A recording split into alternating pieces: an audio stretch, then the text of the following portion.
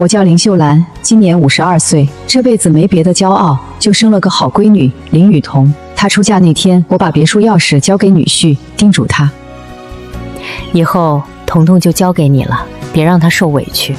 您放心，親家，你放心，彤彤嫁過來就是我親閨女，咱們兩家以後就是一家人了。看着女兒臉上幸福的笑容，我想這輩子值了。女兒嫁得好，我後半生也就沒什麼可操心的了。這1年裡，女兒每次打電話回來都說自己過得很好，婆婆待她如親生，丈夫對她體貼備至，我信了。直到1年後，在沒有提前通知的情況下，我想給女兒一個驚喜，結果生活給了我一個驚嚇，一股濃重的膏藥味混雜着飯菜的油膩氣味撲面而來。玄關處，男人的皮鞋，女人的高跟鞋扔得東倒西歪。我給女兒買的香薰機早就沒再工作了，上面落了一層薄薄的灰。客廳裡電視機的聲音開得震天響，一個老太太正半躺在主臥的大沙發上，一邊嗑着瓜子，一邊興致勃勃地看着電視劇。親家母，你咋來了？隨便坐，别客氣。我來看看彤彤，她人呢？哦，在陽台呢，讓她收拾收拾。我心頭一沉，但還是擠出笑容。別墅的陽台很大，我當初還特意請人設計了自動灌溉系統。花架被推到了角落，取而代之的是一個小小的煤氣灶，上面燉着一鍋不知道是什麼的藥材，散發着難聞的氣味。而我的女兒林雨桐正蹲在冰冷的地磚上，她正在用力地搓洗一塊髒兮兮的抹布。聽到我的腳步聲，她抬起頭，媽。這才1年，僅僅1年，我那個被我捧在手心裡、十指不沾陽春水的女兒，怎麼變成了這副模樣？彤彤，起來，地上涼。媽，我先把地擦完。我的聲音陡然拔高，我讓你起来。她嚇了一跳，怯生生地站了起來。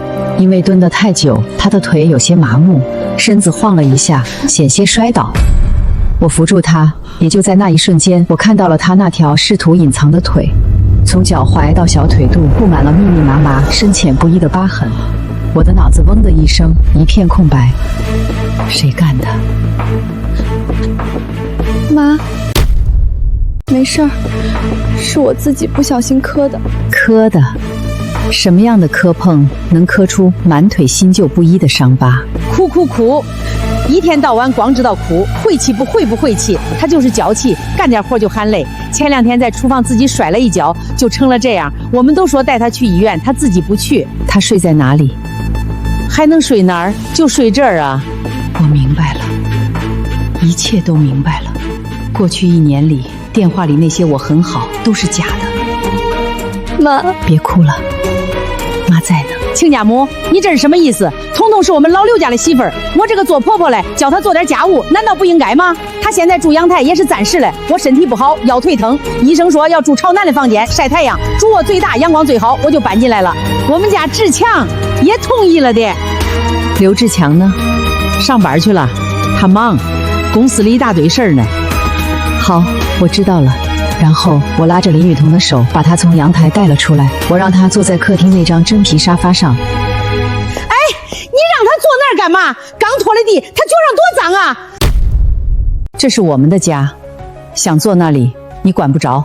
第一，這棟別墅房產證上寫的是林雨桐的名字，她是主人，她想坐哪兒就坐哪兒。第二，你只是個客人，在這裡沒有你說話的份兒。第三，我女兒的腿到底是怎麼回事？等劉志強回來，我们当面对证。如果真是他自己摔的，我給他道歉；如果不是，你們一家誰也別想好過。你等着，等我兒子回來。我只是拿出手機，當着他的面開始翻找通訊錄。我沒有舉報，因為我知道這種家庭內部的矛盾，調解員來了，最多也就是調解，清官難斷家務事。更何況那種人顛倒黑白的本事一定不小。我只是拿出手機，當着他的面開始翻找通訊錄。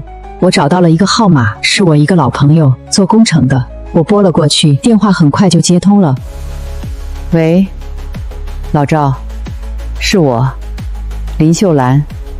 我需要一個工程隊，現在，立刻，馬上。什麼工程？這麼急？挖掘機，我需要8两。对，就是你想的那樣。地址我发给你，把这栋別墅給我從地基開始，一寸一寸的刨了。整個客廳陷入了一種詭異的死寂。林雨桐停止了哭泣。彤彤，別怕，媽媽在。這個世界上沒有任何人、任何事值得你用尊嚴去交換。房子沒了，媽媽可以再給你買；錢沒了，媽媽可以再幫你掙。但如果一個人的心氣沒了，那就真的什麼都沒了。媽今天就要讓你看看，欺負我林秀蘭的女兒，到底要付出什麼樣的代價。媽，彤彤，我回來了。當他抬起頭，看到坐在客廳沙發上的我時，整個人都愣住了。他臉上的疲憊瞬間消失，取而代之的是一種驚訝和一絲不自然。媽，您怎麼來了？您來怎麼也不提前打個電話，我好去接您啊。我沒有說話，只是靜靜地看着他，看着他表演。彤彤，你怎麼了？又哭了？是不是媽說你了？媽，彤彤她就是性子軟，您別跟她一般見識。劉志強，你來給我解釋一下，這是怎麼回事？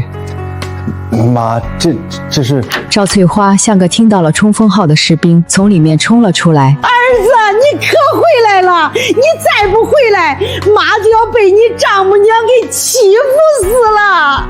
她今天一來，就不分青紅皂白的罵我，動手推我。有了親媽的助陣，劉志強的底氣似乎也足了一些。哦，媽，您是說這個呀？唉，都怪彤彤太不小心了。前幾天她在廚房做飯，沒站穩，自己摔了一跤，把一鍋剛燒開的熱湯給打翻了，就燙成了這樣。我和我媽都急得不行，讓她去醫院，可她非說沒事兒，怕花錢，怎麼勸都不去。您看看，您看這孩子就是這麼犟。自己摔的，劉志強，你摸着你的良心再說一遍，真的是他自己摔的嗎？那這些淤青呢？這也是摔倒的時候熱湯燙出來的？難道他隔三差五就要摔一跤？我那又怎麼樣啊？她嫁給了我們家志強，就是我們老劉家的人。我這個做婆婆嘞，看她哪裡做的不好，教訓她一下，難道不應該嗎？哼，哪個媳婦不是這麼過來嘞？就她嬌氣。教訓？你的意思是，你承認這些傷都是你打的？是我打的又怎麼樣？我打的是我兒媳婦，天經地義。你一個外人，管得着嗎？外人？我被他這句話徹底激怒了。我含辛茹苦養大的女兒，我視若珍寶的女兒，在這個老錢婆的眼裡，竟然成了可以隨意打罵的物件，而我這個親生母親卻成了外人。好一個天經地義！劉志強，你媽打人的時候，你在哪裡？夠了！林秀安，我告訴你，這是我們的家事，輪不到你來指手畫腳。林雨桐是我老婆，我想讓她睡哪兒就睡哪兒，我想讓我媽怎麼對她，就怎麼對她。你要是识相的，現在就給我滾出去，不然別怪我對你不客氣。原來這一切，他不僅知情，他更是默許者、縱容者，甚至是參與者。什麼時候到？已經晚上6點了，抓緊時間趕過來。掛斷電話，外面突然傳來轟隆隆的聲音。什麼聲音？不客氣。劉志強，你好像還沒搞清楚狀況。該滾出去的不是我，是你們。因為這座囚禁我女兒的牢籠，馬上就要從這個世界上徹底消失了。你說什麼？你知道你在胡說八道些什麼嗎？趙翠花被这股声勢嚇得臉色發白，她快步跑到窗邊。挖掘機，好多挖掘機！當她看清院子外面的景象時，整個人都石化了。這是怎麼回事？老趙，人到齊了。八抬大家伙，隨時聽你號令。林秀楠，你這個瘋子，你敢！把門給我撞開，然後從院牆開始，一寸一寸的給我拆。隨即，那條鋼鐵巨臂緩緩落下，巨大的鏟斗對準了別墅那扇價值不菲的雕花鐵門。我的房子！我的別墅！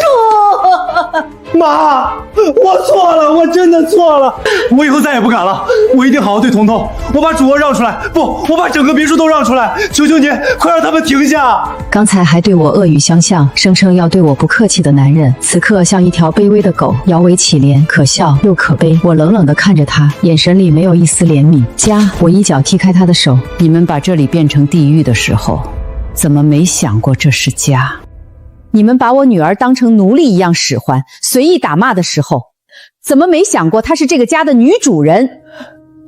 現在晚了。挖掘機已經衝破了大門，開始一下一下地撞擊着別墅堅固的院牆，每一聲撞擊都像是一記重錘，敲碎着這對母子的幻想。彤彤，看清楚，記住這個聲音，記住這個畫面。這些牆困了你整整1年。第一鏟下去不是牆，而是那個被趙翠花精心打理用來炫耀的小花園。我的花園，我的玫瑰，我從國外空運回來的鬱金香種豆啊！林秀蘭，你這個瘋婆子真的是瘋了啊！我要舉報，我要讓調解員來抓你，我要告到你傾家蕩產！他說着，就手忙腳亂地掏出手機，手指因為憤怒和恐懼而劇烈顫抖，好幾次都劃不開屏幕鎖。一輛挖掘機已經開始拆除別墅的落地窗，我們這邊的動靜實在太大了，周圍幾棟別墅的燈光一盞接一盞地亮了起來。你不是林家嗎？這是怎麼了？半夜3更搞拆遷？瘋了吧？這別墅才住了多久啊？裝修都花了好幾百萬吧？你看那女主人就站在那裡，好像是她叫人拆的。天哪，這是夫妻倆吵架了，這代價也太大了！救命啊！有強盜啊！林秀蘭瘋了，要拆我們的房子呀！大家快來评评理呀！有錢就能這麼欺負人嗎？還有沒有王法了？我要舉報，有人在强拆我的房子，地址是碧湖別墅區 A 區18號，你們快來呀！老趙，加快點速度，警察還有10分鐘到場。我希望在他們來之前，這棟別墅的主體結構能先塌一半。電話那頭的老趙立刻明白了我的意圖，機械臂帶着千鈞之力，一次又一次地砸向別墅的承重牆，牆體開裂，鋼筋彎曲。完了，全完了，我的好日子！你就是個徹頭徹尾的瘋子！住手！全部住手！現場所有人立刻停止違法行為！暫停。巨大的機械臂緩緩停在了半空中，但引擎並未熄火。同志，救命啊！你们可算来了！就是那个疯女人，她是我兒媳婦的媽，她帶人來強拆我們的家，你們快把她抓起來！同志，你們都看到了，光天化日，朗朗乾坤，他目無王法，他這是故意毀壞他人財物。是誰叫人拆的房子？是我。你知道你這是在幹嘛嗎？我不知道。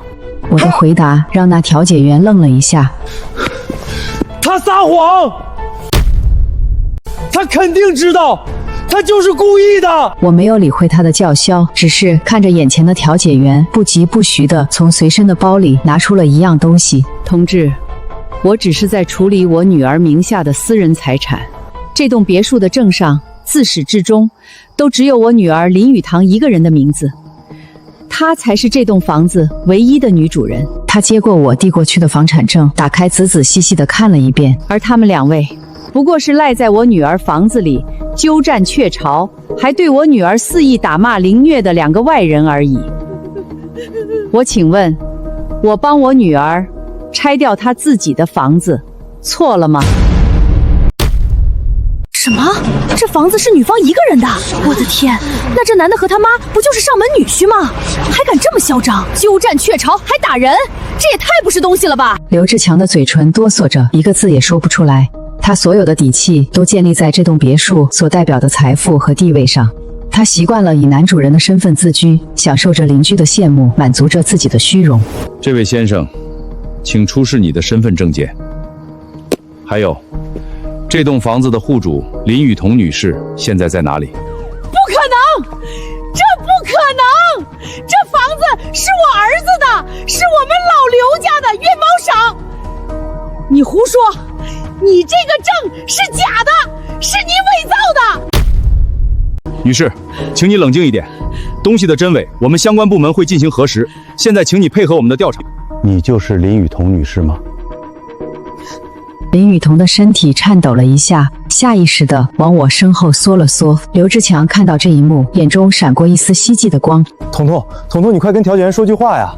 你告訴他們，我們是一家人，這都是誤會。媽說的話都是氣話，你別往心裡去。咱們回家好好過日子，好不好？我女兒緊緊抓着我的那隻手，慢慢地鬆開了。她從我的身後一步一步地走了出來。她走到了所有人的面前，走到了閃爍的警燈下。我就是林語彤，這棟房子是我的。我媽說的話也全都是真的。說完，他停頓了一下，似乎在積蓄全身的力氣，然後他當着所有人的面緩緩地蹲下了身子。他伸出手，將那條洗得發白的睡褲褲腿一點一點地捲了上去，將那些密密麻麻、縱橫交錯、新舊不一的傷疤毫無保留地暴露在了所有人的視線裡。這些傷全都是他們打的。這一年，我過的不是人的日子，我就是他們家的一條狗。我求求你們，救救我！中年調解員的臉色徹底變了，他眼神裡的最後一絲猶豫也化為了滔天的怒火。我的天，這是人幹的事兒，這絕對是故意的！來人，把這兩個人給我帶走調查！不，你們不能抓我！我沒錯，我教訓自己的兒媳婦天經地義。你們憑什麼抓我？放開我！我兒子是公司高管，你們得罪不起！又是一聲脆響，手銬冰冷地鎖住了他的手腕。那一刻，趙翠花所有的囂張气焰都像是被戳破的氣球，瞬間泄了個一乾二淨。彤彤，我錯了，我真的錯了。你看在我們夫妻一場的情分上，你跟警察同志求情，饒了我這一次吧。我不是人，我是畜生，我錯了，我真的錯了，求你原諒我，求求你了。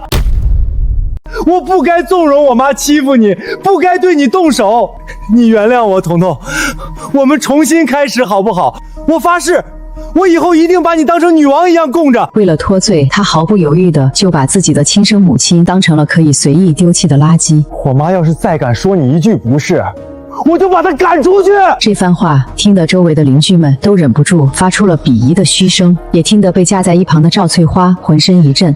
志強，你這個不孝子！她嘶吼着，似乎想撲過去，卻被調解員死死地按住。林語彤看着跪在自己面前苦苦哀求的男人，可現在他那張痛哭流涕的臉只讓他覺得無比的惡心。1年的折磨早已將他心中最後的一絲情愛消磨殆盡。林秀蘭，你滿意了？你毀了你的女兒，也毀了我。你以為這就完了嗎？我告訴你，我不會就這麼算了的。我冷冷地看着他，看着一個跳梁小丑，我一定會回來的。你還是先想想怎麼跟調解員解釋你做的爛事兒吧。曾經不可一世的母子倆，此刻像兩條喪家之犬，被調解員一左一右地押着，朝着警车走去。他们走过那些邻居們的面前，迎接他們的是無數道鄙夷唾棄和幸災樂禍的目光。他們苦心經營的所謂上流社會的體面，在這一刻被徹底撕碎，扔在地上，任人踐踏。中年調解員走到我面前，表情緩和了許多。林女士，接下來需要你們跟我回一趟調查處，做一份詳細的記錄。至於這裡，我們會暫時封鎖，作為事件的政務保管。另外，這8位師傅也需要跟我們回去協助調查。沒問題，我們全力配合。然後我轉身，輕輕地擁住了我那仍在微微發抖的女兒。彤彤，別怕，媽媽在。都結束了。她在我懷裡，終於忍不住放聲大哭。媽帶你回家。那哭聲裡有委屈，有痛苦，有釋放，更有劫後餘生的慶幸。我知道，倒塌的不僅僅是一棟別墅，更是囚禁了她1整年的那座無形的心靈牢籠。而今晚只是一個開始。第二天一早，天剛蒙蒙亮，我助理小周的電話就打了過來。他的辦事效率一如既往的高。林總，您要的律師團隊和心理醫生都聯繫好了。周明遠律師是江城市最頂級的離婚與刑事案件律師，他帶領的團隊從未有過敗績。心理醫生是市第1人民醫院的李教授，是國內創傷後應激狀案領域的權威，他們1個小時後會準時派到您所在的酒店。另外，您女兒的衣物和護膚品5分鐘後送到您的房間門口。好的，辛苦了。我掛斷電話，看了一眼還在沉睡的女兒。昨晚她哭訴到半夜，幾乎耗盡了所有的力氣，才在我懷裡沉沉睡去。即使在睡夢中，她的眉頭也緊緊地鎖着，身體還不時地抽動一下，像一隻受驚的小獸。我拿起手機，打開了新聞軟件。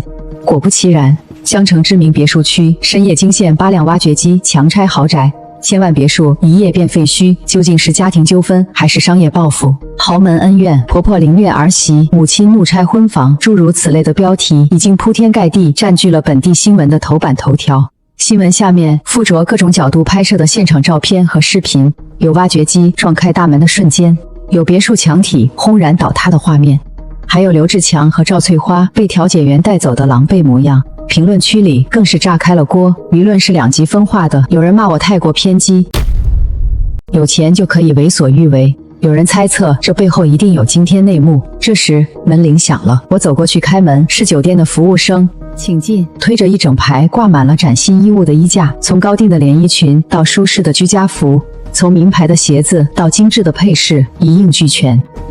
小周的品味，我向來很放心。處理完這些雜事，天色已經暗下來了。就在這時，我的私人手機響了起來。是林秀珊女士嗎？我是劉志強的父親，劉建國。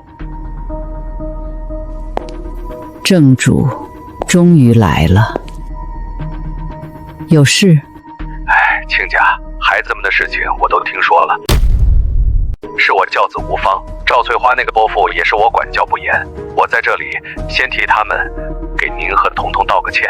這種笑面虎往往比那些只會撒潑的蠢貨要難對付得多，道歉就不必了，你還是留着去跟法官說吧。林秀妍，做人留一線，日後好相見。你把事情做得這麼絕，對誰都沒有好處。你女兒年紀輕輕，難道你想讓她背上一個二婚的名聲嗎？我們老劉家在江城也是有頭有臉的，你這樣鬧得滿城風雨，是想讓我們兩家同歸於盡嗎？同歸於盡？劉建國，你好像還沒搞清楚狀況，有資格說這句話的是我，不是你。至於我女兒的名聲，就不勞你費心了。離了婚，擺脫了你們家這個火坑，她只會過得更好。倒是你，應該好好擔心一下你那個寶貝兒子，沒有個3、5、7年，恐怕是出不來了。還有你那個好老婆，也是跑不掉的。哦，對了，我忘了告訴你，就在剛才，我已經授權我的律師向你兒子所在的公司董事會遞交了實名舉報信，附帶了他所有的證據。我想，沒有任何一家公司會容忍一個有品行、疑點，並且喜歡惹禍上身的人繼續擔任公司的高管。他的事業，他引以為傲的一切，從今天起，都將化為泡影。這就是你們欺負我女兒的代價。說完，我不再給他任何說話的機會，哈的一聲，直接掛斷了電話。我知道戰鬥已經正式打響。1個小時後，我套房的門鈴被準時按響。來的是2個人。走在前面的是一位年約40的中年男人，穿着一身剪裁得體的深灰色手工西裝，金絲眼鏡後的眼神銳利而冷靜。周律師，李教授，情況你們应該已經有所了解。我的要求很簡单：第一，我要讓刘志强和赵翠花在监獄裡待到法律允許的最長年限；第二，我要離婚，并且讓林雨桐拿到她應得的，甚至更多的精神與身體損害賠償；第三，我要他們老劉家為他們的所作所為付出最慘痛的代價，不僅僅是法律上的。林女士，您的心情我完全理解。從法律層面來說，您的前2點訴求完全可以實現。林女士腿上的傷就是最直接的證據。我們會立刻申請傷情鑑定，根據鑑定結果，劉志強和趙翠花的行為已經構成了故意傷害罪與長期虐待罪，數罪并罰，刑期絕對不會短。至於離婚和賠償，他們作為過錯方，在財產分割上本就處於絕對的劣勢，再加上巨額的損害賠償，足以讓他們傾家蕩產。這就是我請他來的原因。我需要的不是一個只會照本宣科的法幹，而是一個能將法律變成武器的將軍。至於您的第3點訴求，雖然超出了法律的範疇，但並非不能實現。您昨晚那8台挖掘機可以說是一部絕妙的好棋，它不僅僅是拆了一棟房子，更是将這件事徹底的、無法挽回的推到了公眾的視野之下。您為林女士塑造了一個遭受巨大冤屈，而母親不得不採取極端手段才能討回公道完美受害者形象。輿論現在是您手中最鋒利的劍。接下來，我們每一步都要將這把劍的威力發揮到極致。他說着，從公文包裡拿出了一份文件，遞給我。這是我們團隊熬夜為您準備的初步方案。我們會立刻召開新聞發布會，公布林女士的傷情報告和初步的心理評估結果。我們要搶在劉家做出任何反應之前，將他們徹底釘死在施暴者的恥辱樁上。同時，我們會向所有與劉家有合作關係的企業發送律師函，善意地提醒他們與即將面臨刑事指控的罪犯合作可能會帶來的品牌聲譽風險。我們要做的不僅僅是打贏官司，更是要對他們進行一場徹底的社會層面的绞殺。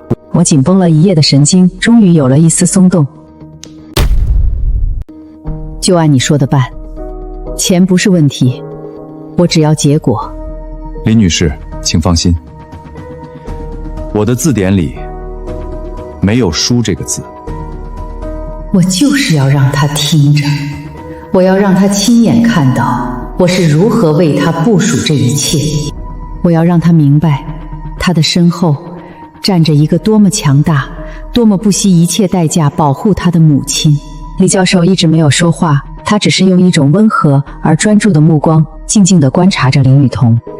雨桐，可以和我聊聊嗎？林雨桐抱着抱枕的手緊了緊，他抬起頭看了看我，我對着他露出了一個鼓勵的笑容。去吧，孩子，把心裡的垃圾都與垃圾都倒出來，才能裝進新的陽光。他猶豫了很久，最終還是輕輕地點了點頭。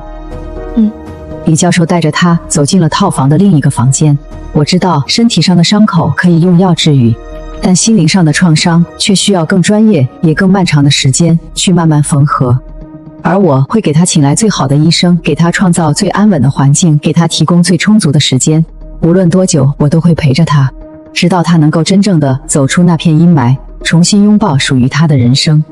周明遠律師站起身，準備離開。林女士，那我就先去準備了。最遲今天下午，您就会在新聞上看到我們的第一份戰報。助理小周的電話就打了進來，語氣裡帶着一絲難以抑制的興奮。林總，第一個好消息，劉志強所在上市公司宏遠集團直接發布了創基唾液。公告內容很簡單，鑑於公司高管劉志強先生因個人品行問題正在接受警方調查，對公司造成了極其惡劣的負面影響，董事會一致決議即日起解除與劉志強先生的所有勞動合同，並保留追究其對公司造成名譽與經濟損失的權利。簡單來說，他被開除了，而且是被以一種最不體面、最狼狽的方式掃地出門。幹得不錯，林總，還有劉建國開始反擊了。說，就在宏遠集團發布公告後不久，他動用了自己以前在政界積攢下來的一些人脈，開始四處活動。他找人聯繫了我們公司最大的2個原材料供應商，暗示他們，我們林氏集團現在深陷輿論漩渦，資金鏈可能存在風險，讓他們在供貨和結款方面多加注意。另外，他還在幾個他相熟的商會圈子裡散布謠言，說您因為女兒的事情，精神狀態很不穩定，行事極端，已經不適合再掌管這麼大一個集團。哼，他以為這樣就能讓我害怕。小周，你听着，我要讓所有人都看看我林秀当的现金流到底有多麼雄厚。第二，把我下周要去國外考察的行程提前到明天，你立刻对外發布公告，就說我將親自帶隊前往國外，與幾大奢侈品巨頭洽談全新的戰略合作。我要讓那些搖擺不定的人看看，我林秀蘭的精神狀態好得很，我的事業心比任何時候都要強。第三，也是最重要的凝聚，把他兒子劉志強在宏遠集團任職期間所有經手的項目，所有的賬目都給我查個底朝天。我不相信一個道德敗壞到連妻子都不管的人在工作中能有多麼乾淨。去金融監督部門，去稅務部門實名舉報。我要讓他劉建國知道，他想玩陰的，我還他一場陽謀；他想動我的公司，我就先把他兒子的下半輩子徹底釘死在牢裡。是，林總，我馬上去辦。轉眼間2年過去了，2年裡江征氏的風雲變幻，足以讓很多人和事都被雨打風吹去。但老劉家的那場驚天醜聞，卻像一個永遠無法被抹去的污點，被牢牢地釘在了這座城市的記憶裡。劉建國，那個曾經試圖與我掰手腕的老狐狸，最終的下場比我想象的還要淒慘。他沒能等到兒子和妻子出獄的那一天，在劉志強和趙翠花進去的第3個月，他就因為急火攻心，突發腦溢血，中風了。雖然搶救了過來，但卻落下了個半身不遂、口眼歪斜的後遺症。他變賣了所有的家產，才勉強還清了劉志強需要退賠給集團的那筆巨款。曾經門庭若日的劉家，徹底樹倒猢猻散。那些所謂的親戚朋友，一個個都對他避之不及。最終，他只能一個人孤零零地住進了一家郊區最便宜的養老院。我曾經派人去看過他一次，據我的人回來描述，他癱在輪椅上，嘴裡流着口水，話都說不清楚，眼神呆滯，像個活死人。因為付不起高昂的護理費，養老院的護工對他也是愛答不理。他經常一個人被推到院子的角落裡，從日出坐到日落，身上散發着一股難聞的餿味。據說有一次養老院組織老人們看電視，電視上正好在播放一則關於林雨桐那個社區花園的新聞。新聞裡，我的女兒笑靥如花，正在向記者介紹一株盛開的玫瑰。劉建國看到那個畫面，忽然像瘋了一樣，情緒激動地從輪椅上摔了下來。他指着電視，嘴裡發出吼吼的怪聲，眼淚和口水流了一臉。沒有人知道那一刻他是在懺悔還是在怨恨，但從那以後，他的精神狀態就更差了。有時候他會指着牆角驚恐地大叫：他來了，說他看到了一個滿身是傷的女人在向他索命。哎，又發作了，都瘋了。這個曾經不可一世、自以為能掌控一切的男人，最終就以這樣一種最卑微、最狼狽的方式，在無盡的恐懼和孤獨中耗盡着自己最後的生命。而他在監獄裡的那對寶貝妻兒，日子也並不好過。趙翠花因為在獄中依舊不改她那囂張跋扈、惹是生非的本性，經常挑釁同監室的犯人，沒少挨揍。據說有一次，她因為搶奪食物被一個重刑犯按在地上打斷了2根肋骨。我要告他，他打断我肋骨。他向狱辩告状，却因为人缘太差，没有一个人肯为他作证，最終也只能不了了之。常年的牢獄生活和無休止的欺凌，徹底摧毀了他的意志。他患上了嚴重的抑鬱症，每天都需要服用大量的藥物才能勉強入睡。至於劉志強，18年的刑期，對於一個養尊處優的天之療子來說，無異於一個永無止境的噩夢。他所在的監獄關押的都是重刑犯，像他這種因為打老婆和貪污進來的文化人，在裡面是處於食物鏈最底端的，受盡了欺凌和鄙視。文化人慢慢減。他曾經幾次試圖通過給家裡寫信，讓劉建國想辦法為他減刑，可他寄出去的信都石沉大海。你爸中風癱瘓住養老院了，家裡破產了。他所有的希望都在那一刻徹底破滅了。據說那天晚上，他在自己的鋪位上哭了一整夜。